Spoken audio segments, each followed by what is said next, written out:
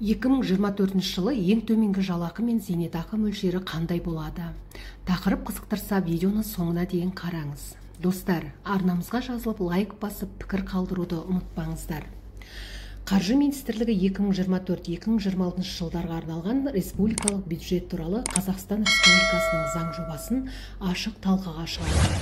Ашық нормативтік құқықтық актілер порталында жарияланған құжатта көрсетілгендей, 2024 жылдың 1 қаңтарынан бастап ең төменгі айлық зейнетақы және күнкөріс шегі мына мөлшерде бекітіледі. Жалақының ең төмен мөлшері 70 мың теңге.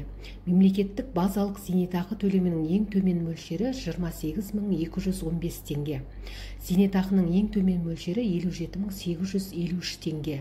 Айлық есептік көрсеткіш 3.692 теңге.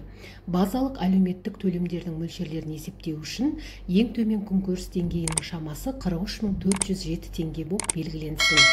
Жасына байланысты зейнетақы төлемдеріне және еңбек сіңірген жылдар үшін зейнетақы төлемдеріне жұмсалатын қаражат 2024 жылға 1 қаңтардан бастап олардың мөлшерлерін 9,0%-ға көтеру ескеріле отырып көзделген деп белгіленсін.